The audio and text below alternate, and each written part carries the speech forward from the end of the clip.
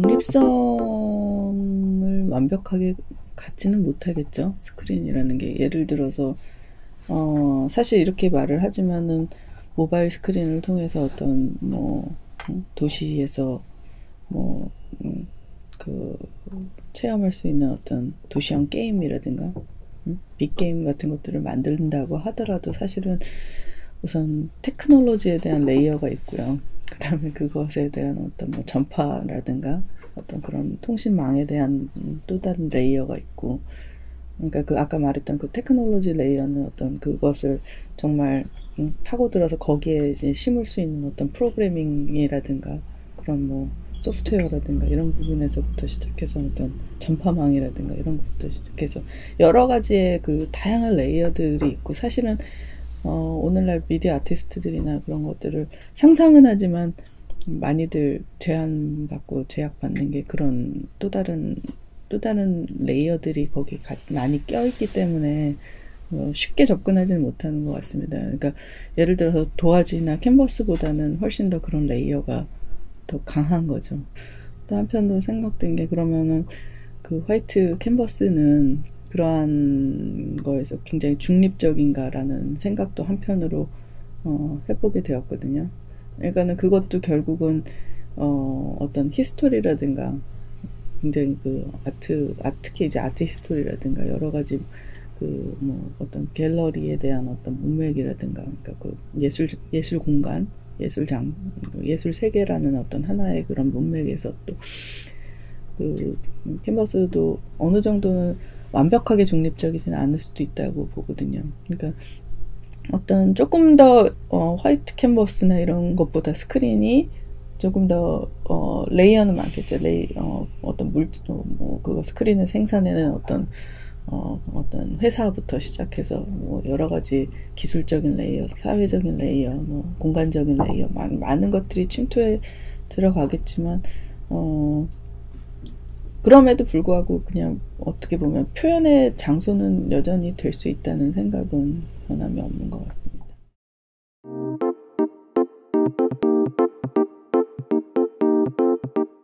감동이라는 문제는 결국은 아까 뭐 이게 그 외부 뭐 이런 얘기들 하셨잖아요. 외부와의 관계라든가, 그러니까 마음이라는 게 어떻게 발동하는가, 아니면은 감정이라는 게 어떻게 발동하는가.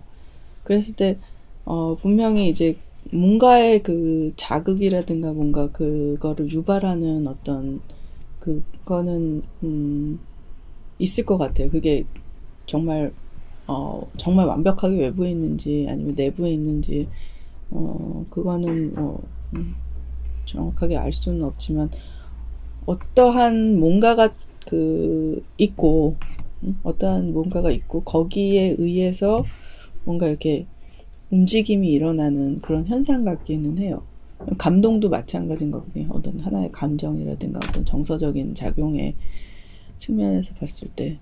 근데 결국은 그런 감동의 문제로 오면은 저도 이제 무엇이 감동일까 이런 것들 고민을 계속해서 해오고 있는데, 자신한테로 돌아오는 부분인 것 같아요. 감동은. 그러니까 외부적인 어떤 소스에 의해서 뭔가 이끌림이 있다가 그것이 다시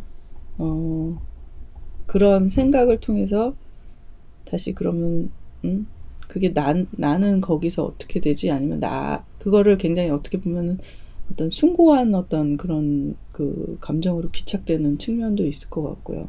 그래서 굉장히 나를 굉장히 그 주관적이면서도 객관화 시켜서 볼 수 있는, 그 주관과 객관이 만나는 어떤 그런 측면에서 나를 다시 한번 보게 될 때 저는 그런 포인트에서 감동을 느끼지 않나라는 생각을 들거든요. 그러니까 특히 이제 예술 작품에서의 감동이라든가 이런 부분에서.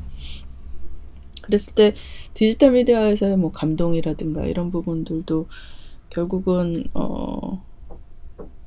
그게